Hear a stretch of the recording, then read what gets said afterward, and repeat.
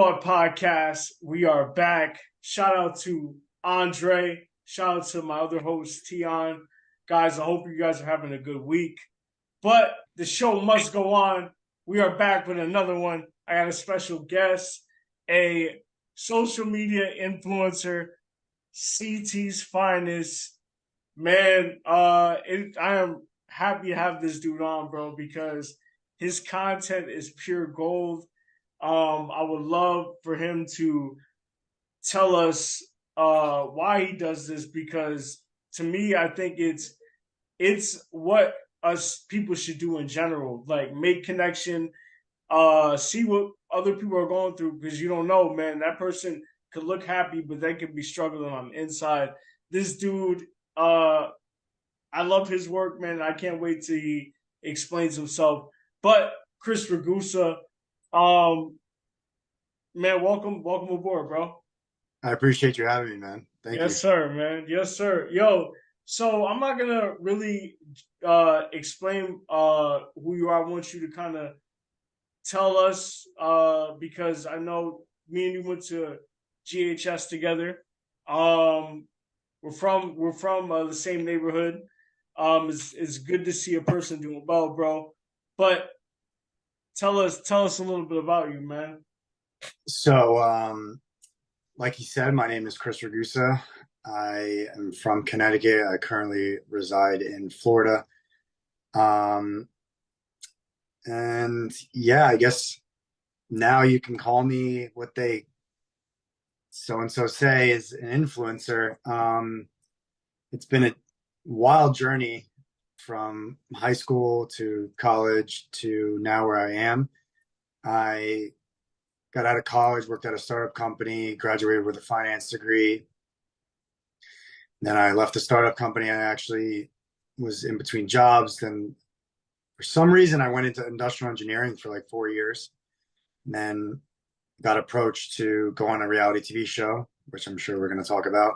Yes, sir. Um, went on a reality TV show for 5 weeks and came back, decided, you know what, now that I don't have a job, I may as well move to Florida like I've always wanted to do. And that's what I did. I moved to Florida and I was kind of waiting for the show to explode. It never really did. So I took kind of matters into my own hands and I said, what am I good at? And I'm kind of good at just talking to people and kind of getting a story from them. So I started doing content creation and it kind of exploded on like my fifth interview I ever did or fourth interview I ever did.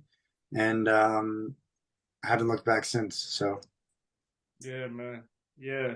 Bro, so it's interesting, man. Uh if you could tell yourself something 5 years ago, if you can go back 5 years ago, what would you tell yourself, bro? Because like did you see yourself becoming somebody that would put this content out to the world, someone that wanted to be a vlogger or social media? What would you tell yourself? so you're actually using my questions against me right now because that's one of the questions I asked. Um, but 5 years ago, I actually, let's see. 5 years ago, I'm about to be 29. 5 years ago, I was 24. I was working as an industrial engineer. And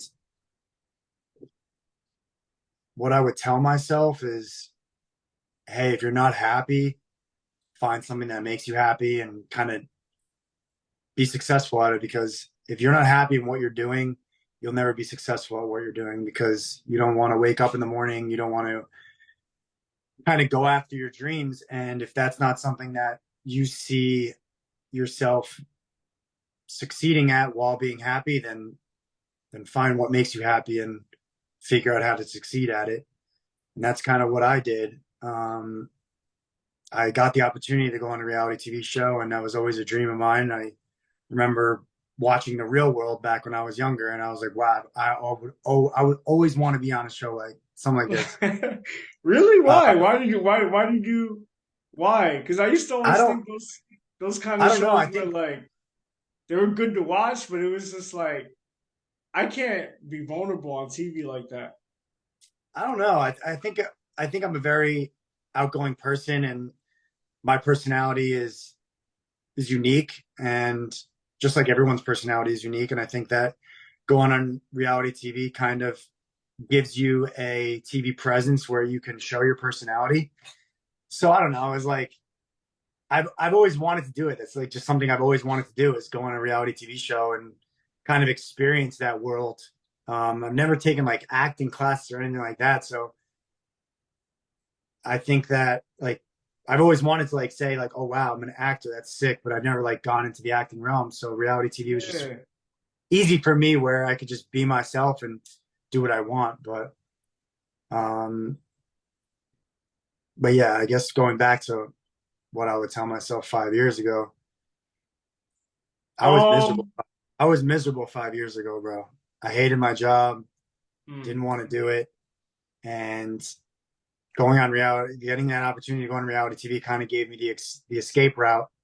So I took it and ran with it, and I had a conversation with my parents, and I was like, you know what, like, what do you think I should do?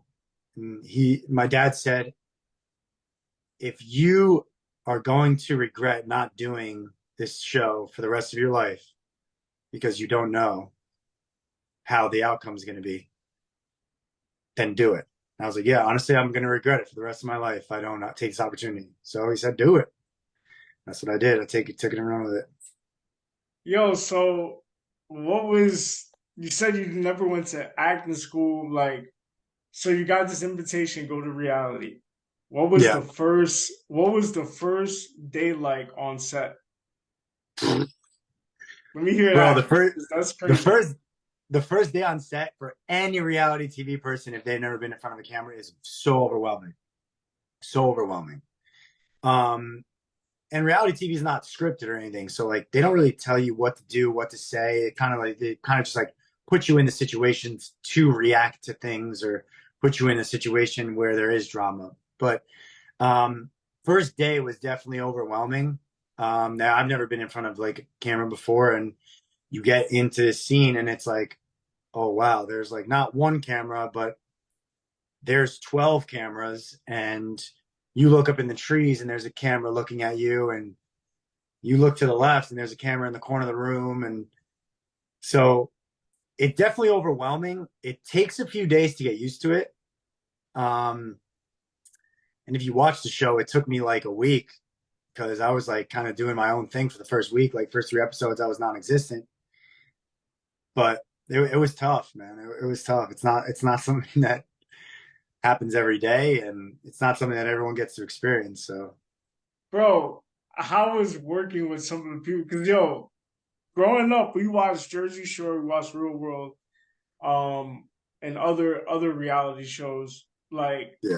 they're assholes. How is like working with some of those people? Like, is it true or is it like, no, they're not. They're not so bad. Um, in what way? Like like for an example, like when you watch the Real World, there was always that dude that wanted to fight at the bar or some shit like that. Did you have to? Did you have to encounter what like that type of person, or like were they all pretty much laid back? um, well, I will say that like reality TV brings out emotions.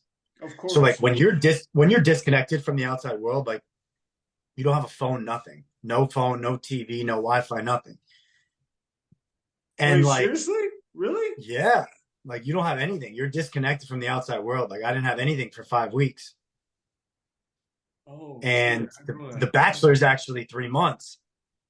With no So phone, like no nothing. no, That's like wild. there, like during COVID, there was reality TV shows going on, and they got out of the reality TV show, and they were like, "What's COVID?"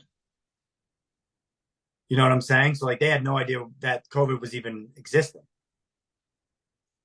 Damn, I didn't know So that. yeah, so when you're in the scene where there's like no connection to the outside world, where you're like literally just toned, zoomed in to like what's going on there, your emotions are definitely heightened.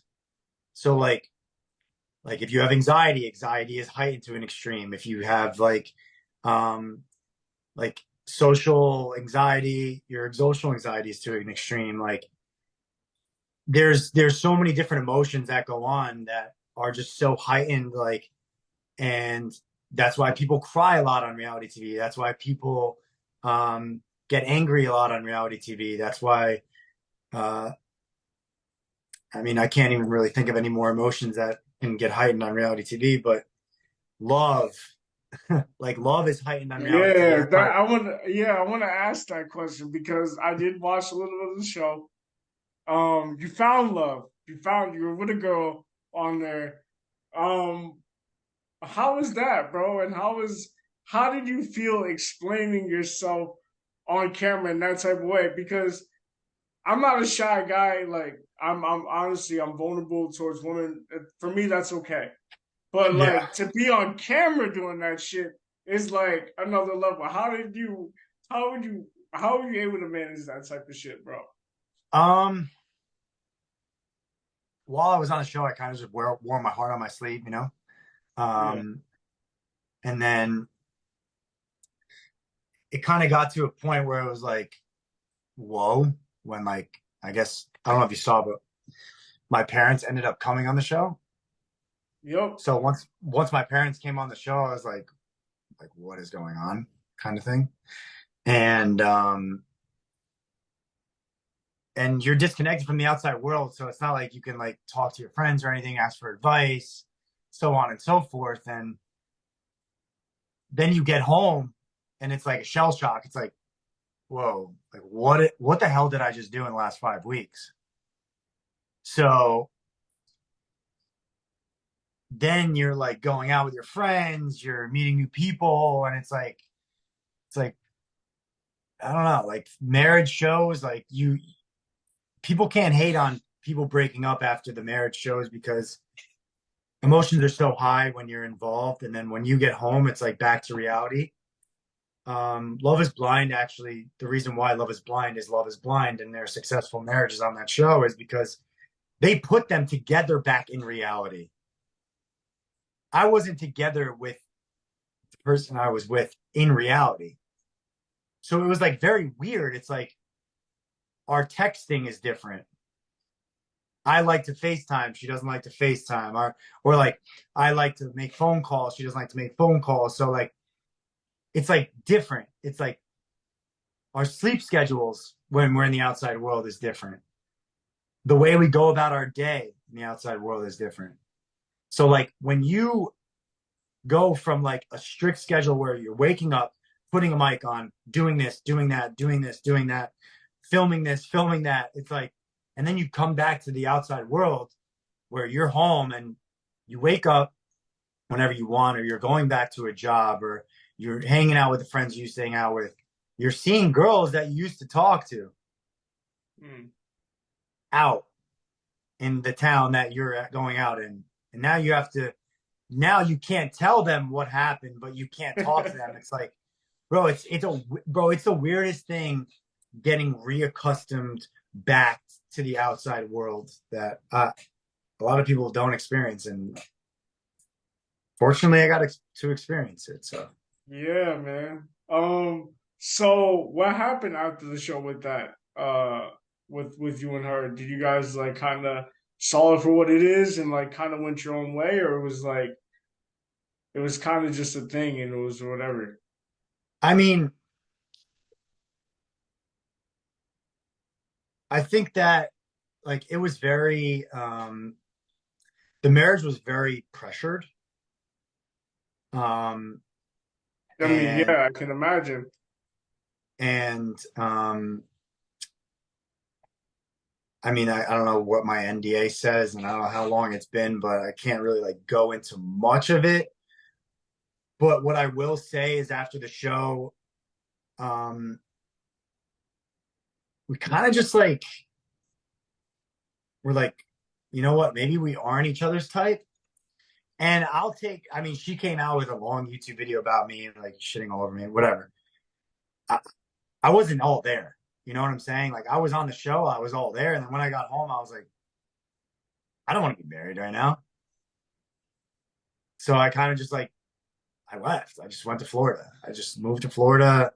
Um, I went to Florida with actually one of the cast members, and we were like partying a lot, and it was kind of like just the relief of being outside of that situation. And let me tell you, 5 weeks without a phone, without a TV, disconnect from the outside world, where they'll change the clocks in the house to different times so you don't know what time it is. Are you serious?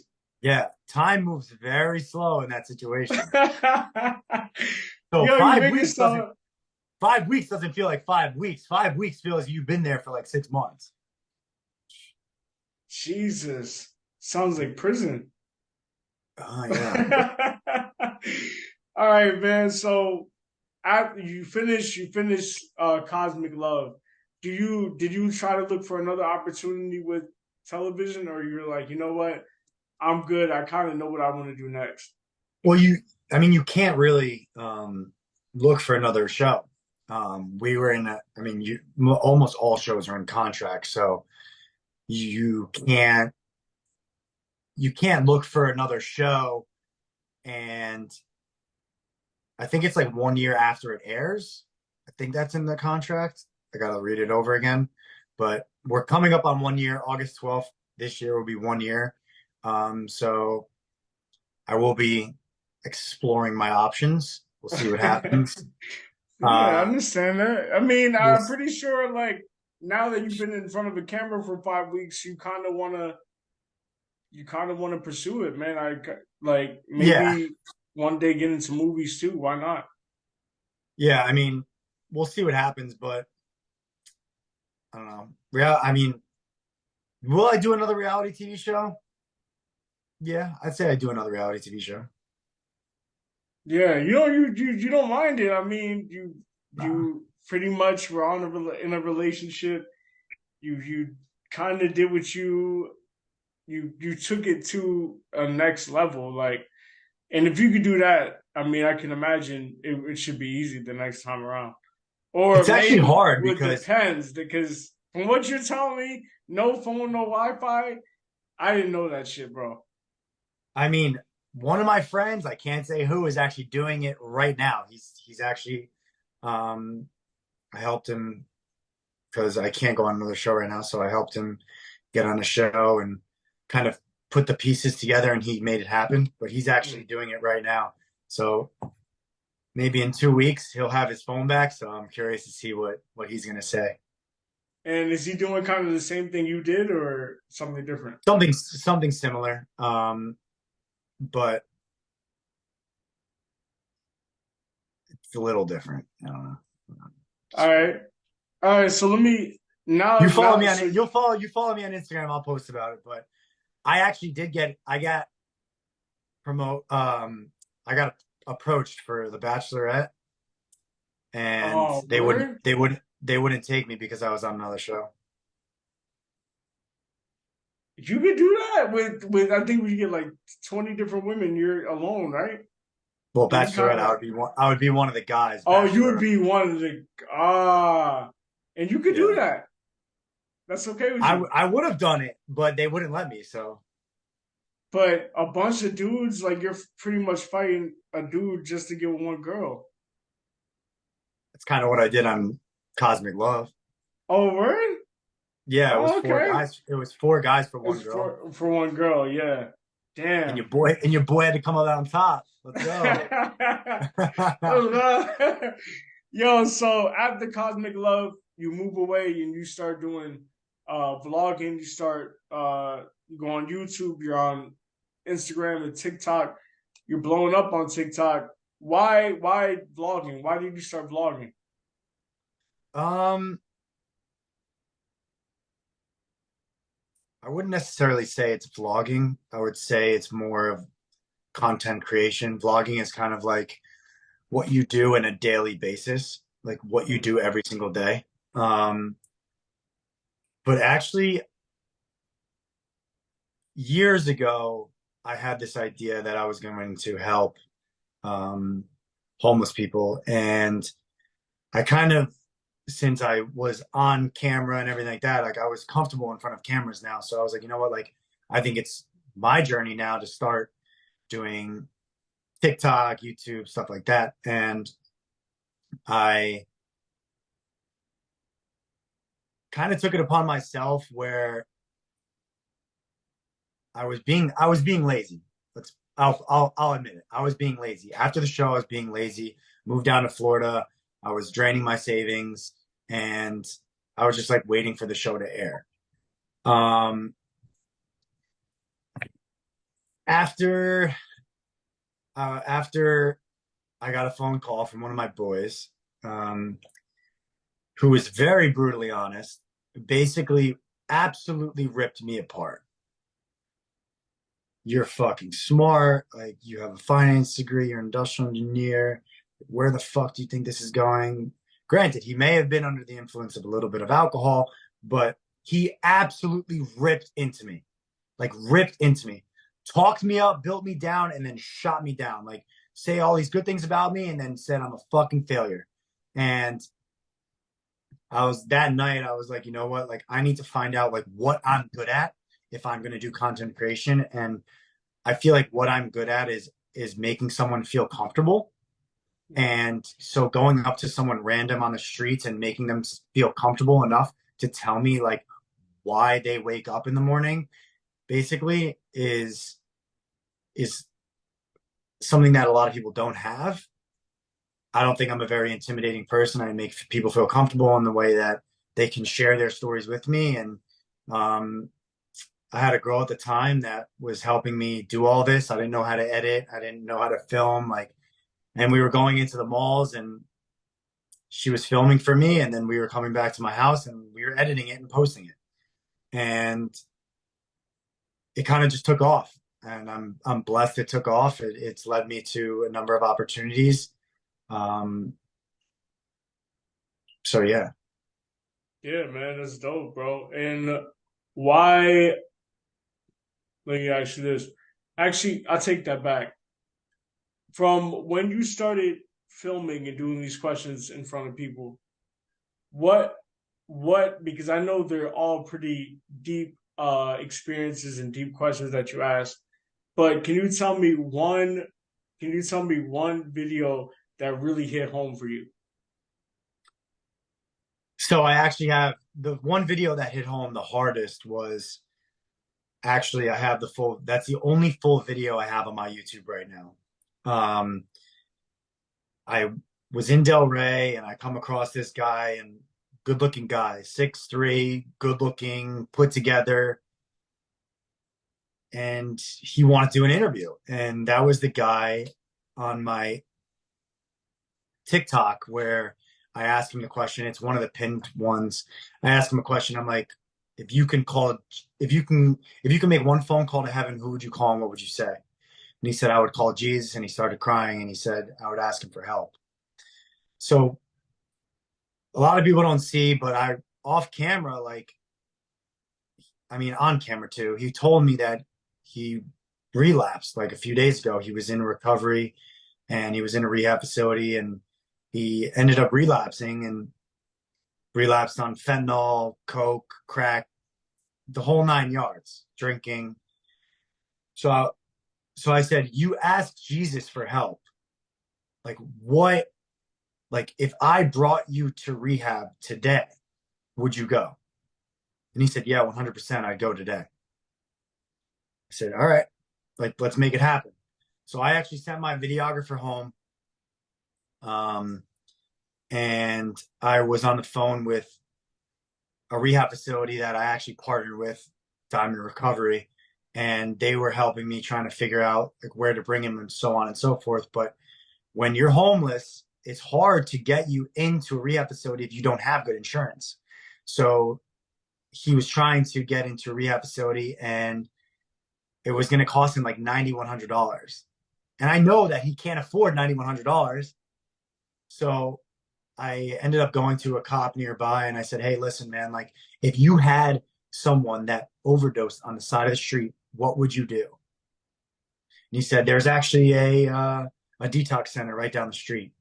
And the detox center, if they pass the detox center and go through detox, they have to and are obligated to put him in rehab. It's like, all right, perfect. I actually ended up bringing him there that night. I interviewed him at like 2 o'clock in the afternoon. I probably brought him to the rehab at like 7 o'clock at night, 8 o'clock at night when the sun was going down. Um, I checked him into rehab and I left him my phone number.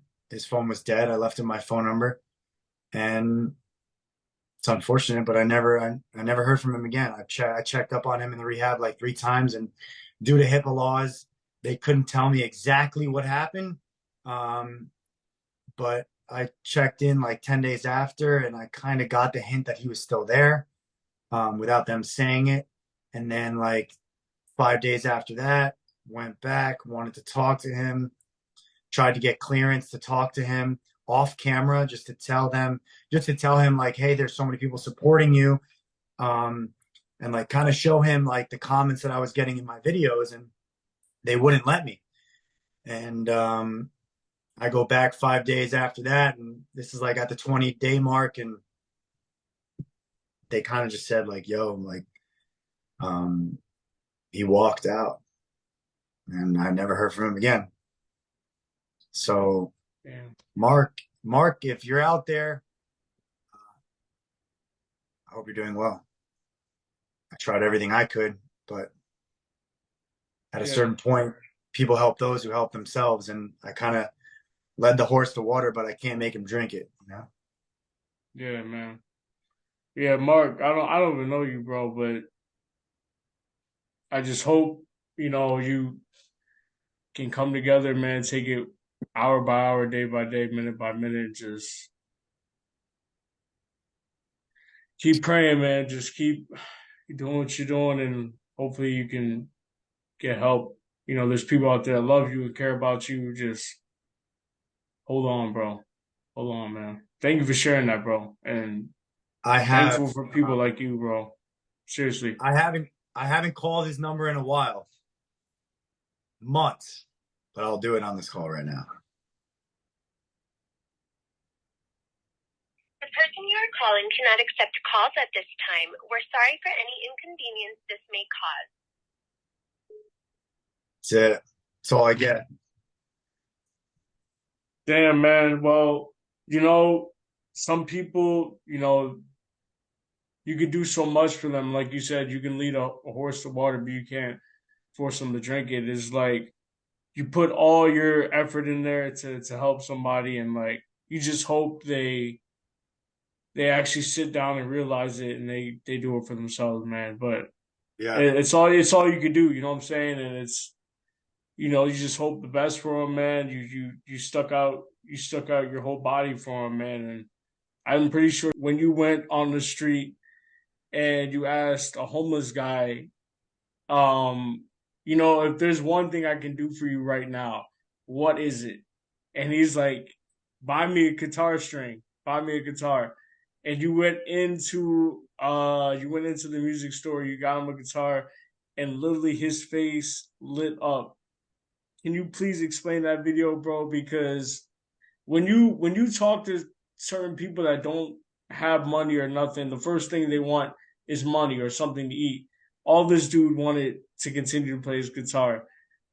Explain that video to me, bro, because that was one of the most heartfelt videos I've ever seen in my life, bro. Yeah, that video definitely that video definitely pulled some heartstrings. Funny how I say heartstrings when I bought him guitar strings. Um, but yeah, we were in Fort Lauderdale, me and my videographer, and we were walking the street. And before I go up to anyone, I kind of just like watch. And I was watching him, and he seemed like he was just homeless. I was just sitting there homeless, and he had a guitar. So I was like, all right, well, at least he tries to make some money. And then he stood up and he started like, I don't know if it was out of boredom or out of the kindness of his heart, but he started picking up the trash on the beach and throwing it in the garage, in the garbage. So I was like, damn, this guy has a good heart too. He doesn't seem like he's messed up. Like because like obviously before you go up to someone homeless, you need to see if he's all there, Yeah. or else the conversation is going to be dead. So that video actually has 25 minutes of film. We recorded for 25 minutes, and there should be a YouTube video coming ASAP.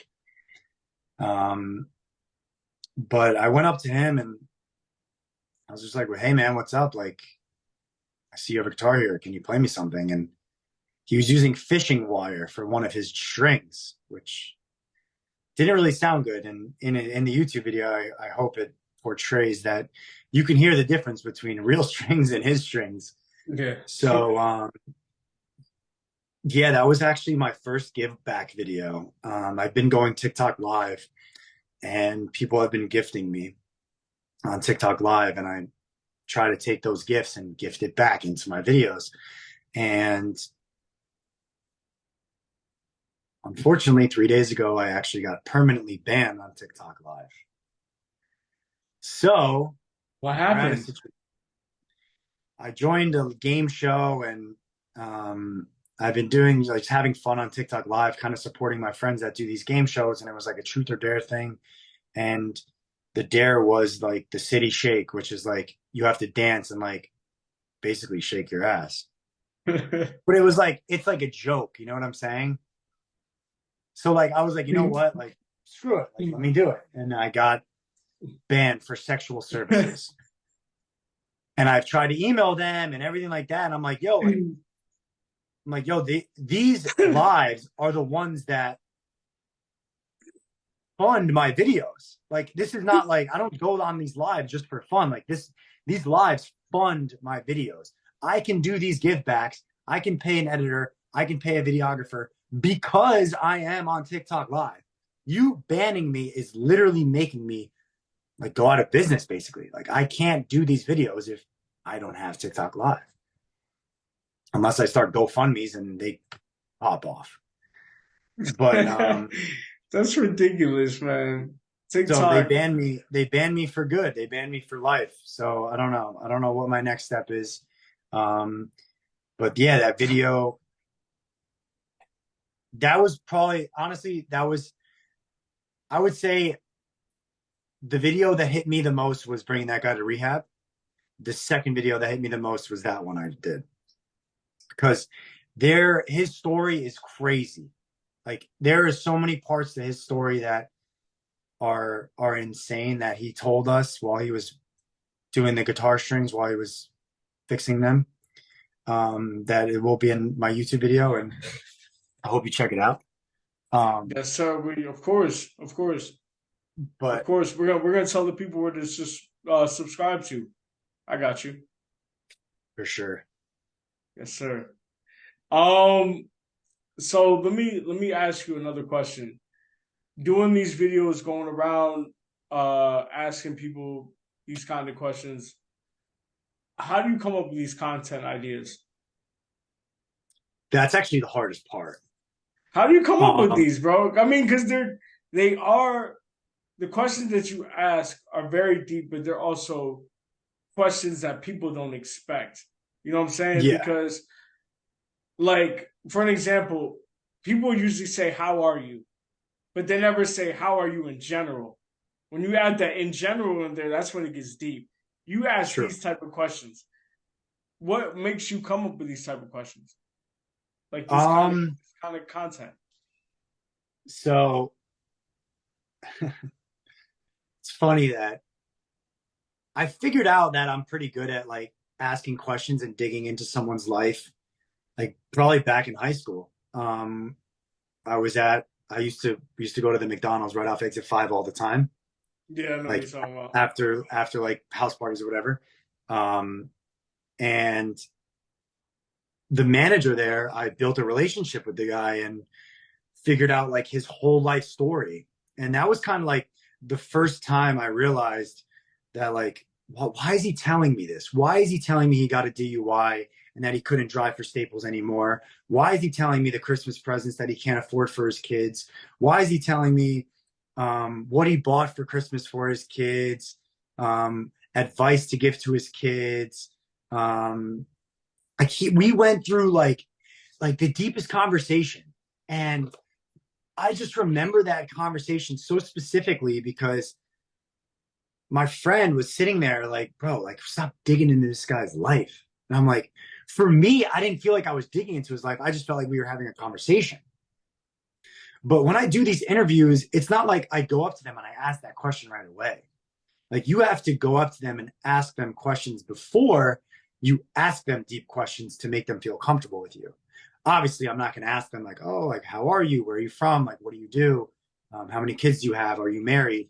Like, I already kind of know, like, based on those like answers, what route I'm going to take it. Mm-hmm. You know, so like if they're married, like, oh, how long have you been married? How old are your kids? Like stuff like that. Like, where do you live? Where does your family live? And then like I'm like, and then I tell them like, all right, like the conversation is going to get really deep right now. If you feel uncomfortable with the questions, don't answer.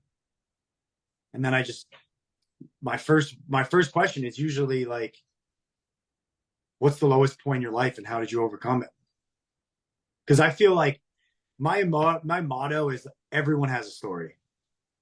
Yeah. What you see on the outside is not what you've seen in their past. No. Yes.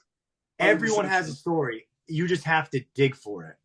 And I've just come up with good ways of digging for their story. Yeah. All right. So now I'm going to ask you, because I have a couple questions lined up for you. All right. And if you want, you can ask any question to me. We're going to do a little quick session. So my first question to you is, when you were going through your dark times, how were you able to stay consistent through those dark times? And how were you able to leave that dark place? I actually went through a pretty dark time recently. The girl that I was actually shooting most of my content with, I let my guard down and I found out she was actually cheating on me with her boss. And that was a wake up call. That was a wake up call. It hurt. I was in a dark place. And then on top of that, it's like, okay, I'm getting older. What am I doing with my life? And then you start to question yourself, you know? When someone cheats on someone, and especially when it's with someone in the workplace, at first you want revenge, right? You want revenge. You want to tear their life apart. You want to get them fired from their job. And what's even more fucked up is that her mom has the same boss.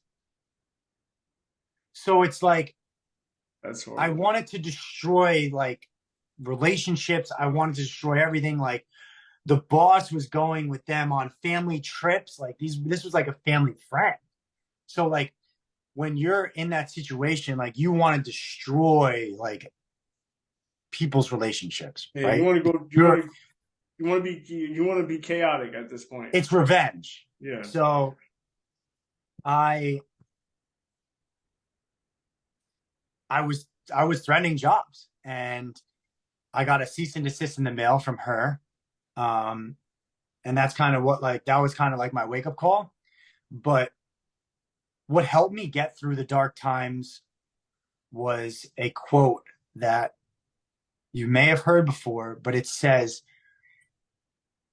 you can live life like life is done for you, or you can live life like life is done to you. And if you live life like life is done to you, then you are very revengeful and spiteful, and you want to get back at people and take the world. And you want to get revenge, and you just like have so much hatred towards everybody else. But if you live life like life is done for you, then you take what's happened to you as a blessing and a life lesson, where you can take that life lesson and better yourself in the future. And that was the biggest saying I kept saying over and over in my head, because I was taking like life was done to me, and I was trying to get that revenge and trying to be spiteful, and I it wasn't the right way to do it. So I kind of took life like life was done for me, and went down the path of, it's time to figure out why this happened to me and reflect on it and figure out the red flags that I didn't pick up, and or I did pick up, which I did and just ignored. And it helped me. It helped me be a stronger person. And I think the biggest thing, honestly, is your support system, man, because Right. there Definitely. are some specific people I would shout out right now. This dude, Austin Moda, I saw one of his videos on TikTok. He has like 200K on TikTok as well. And thankfully, I have a good following. So he responded to me, and bro, we were on the phone for hours, bro. He was the one that told me that saying. And he's like a life coach. And he helped me so much. I can't thank him enough. And we were actually going to start a podcast together. It didn't end up happening, but I couldn't thank him more.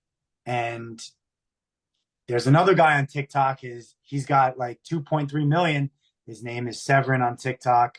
Um, he was on the phone with me for hours because he recently went through something similar. And bro, I would wake up and I'd be on the phone with people from the time I woke up, from the time I went to bed. And I think not being lonely in times of grief, or even if you lose somebody, I think being lonely, you start to eat away at yourself. Um, Even depression. Like I did an interview on a guy that was depressed, and I was like, "What made you depressed?" And he's like, "Being lonely. Like I was just lonely. Like I didn't have anyone. I didn't have anyone to talk to. Every day of my life was alone."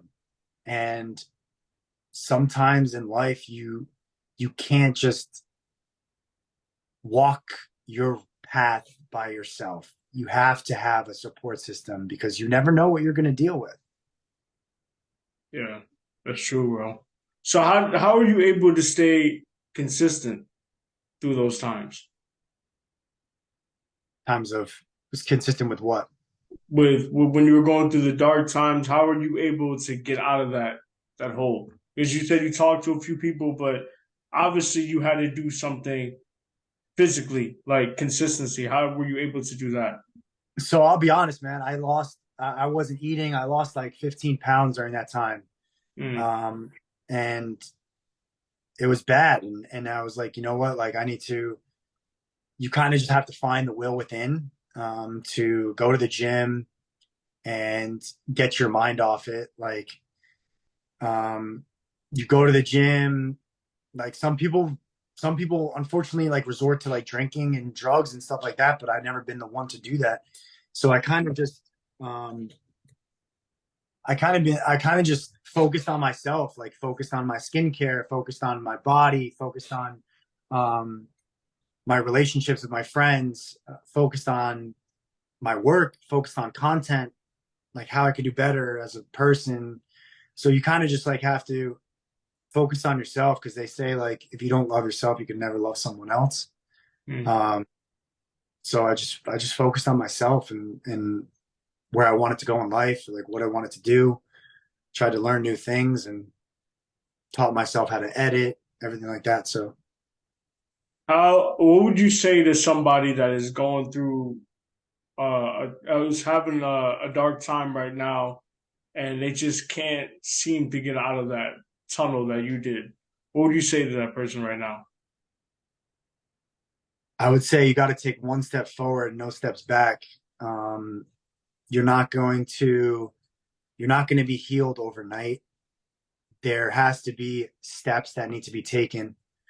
Start every day by waking up early, or start every day by making your bed. That is just one step in the right direction. If you start your day by waking up and making your bed, then you are bettering yourself. You feel like you've accomplished something so far in that day. If you have to, if you don't accomplish anything in your day, you will never get that self gratification.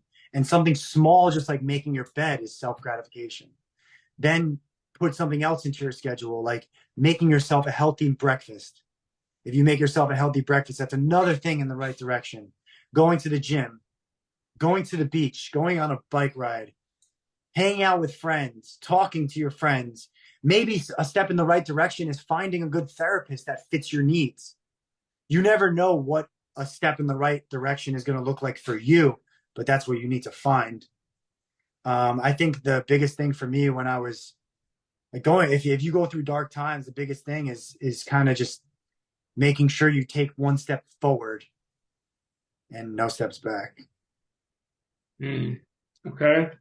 All right. Another question. Is it important to do things right or the right? No, sorry. This is my question, bro. You're taking my question. You can ask me. Is it important? Is it important to do the things right or to do the right thing? I actually asked that question a little differently. I forget how I asked that question. But I asked that question. I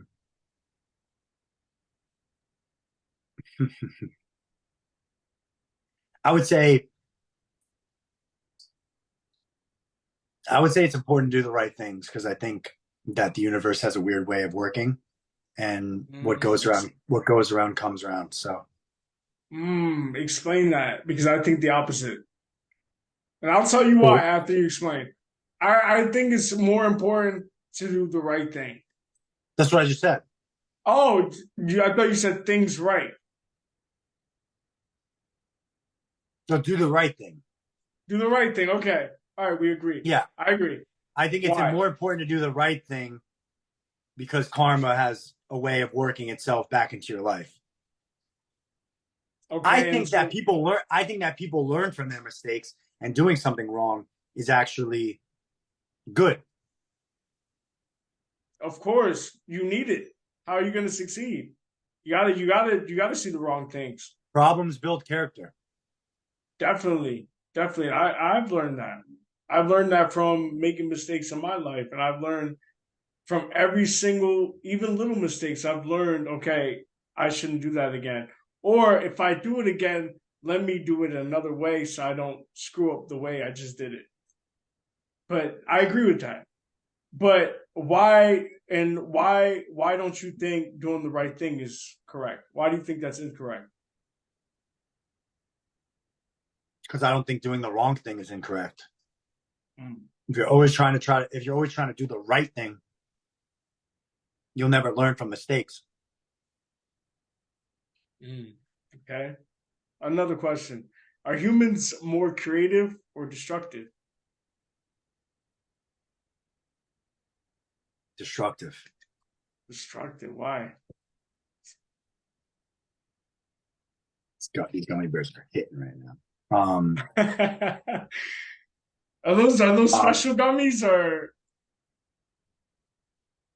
Oh, okay. They're not special. All right.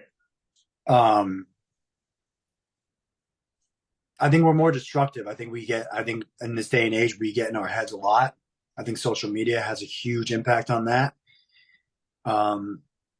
People see the news and then see something else on TikTok and they think that, oh, the government's against us. And I don't have any opinions on it, but people are in their head,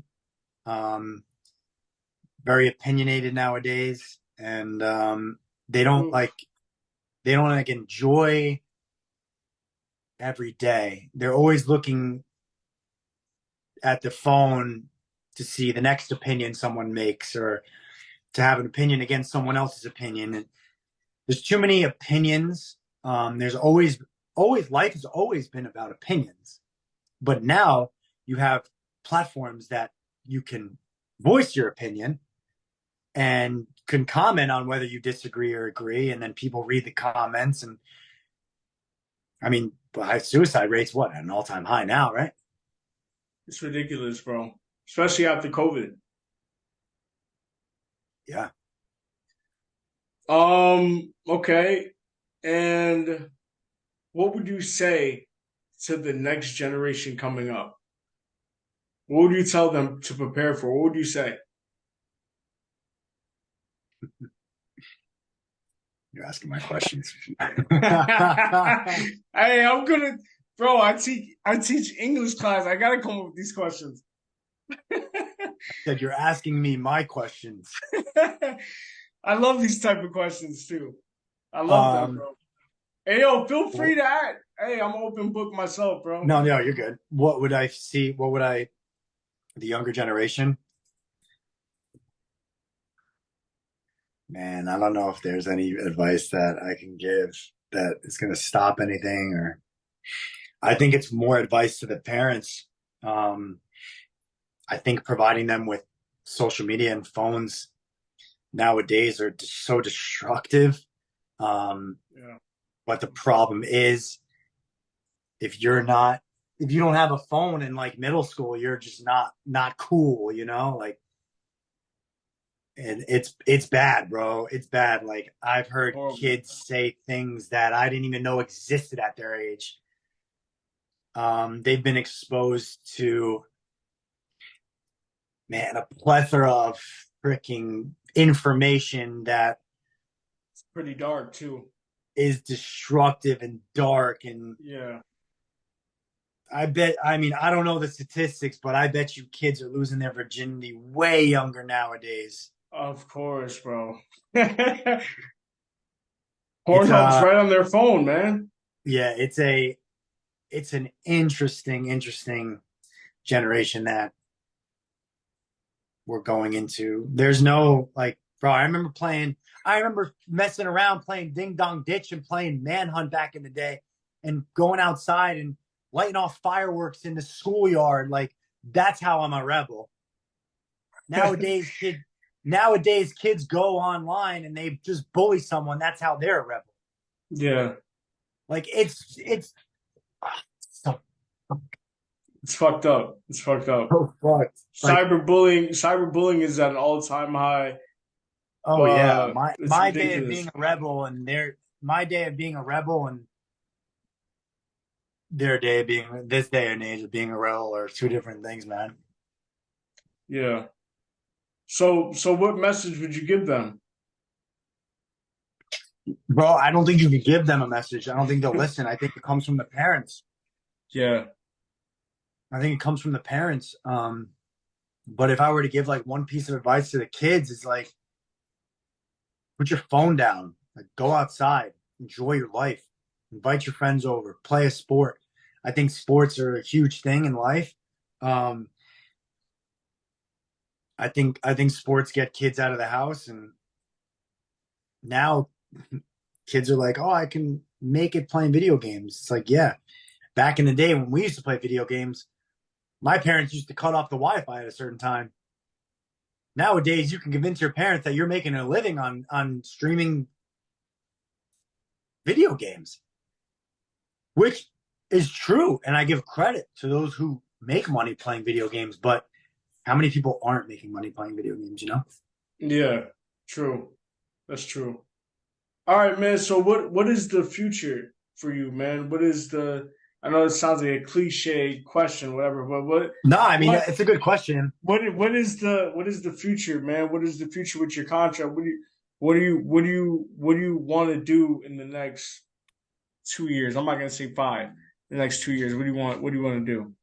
My goal, first of all, is to get my TikTok Live access back and keep streaming TikTok Live. I know people making good money from TikTok Live, and I almost want to start my own like foundation, where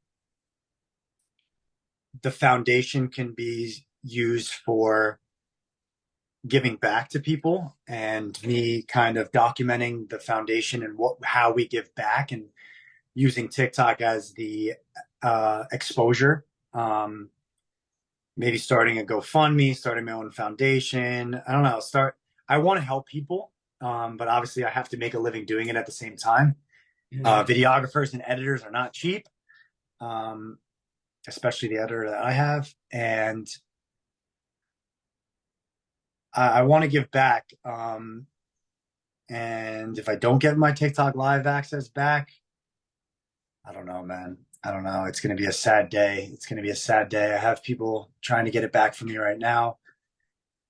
But it's going to be a sad day. Maybe try to find a different way to generate that income. But will You I still go on have another? TikTok though. You still have TikTok though, right? I still have TikTok, but I don't have my live You access. don't lie. But when I go live, people send me gifts, and then I take the gifts and I give them back. Yeah. So if I don't get it back, another show is definitely in the works. I don't know. Maybe I'll strive for the circle or something. All right. All right. And what is before we peace out, what is one inspirational message you can give to the people, man? Just one inspirational message. One thing I like to end on is an inspirational message. Can you give me one? I'm trying to like now think back on all my TikToks that I've done and the inspiration.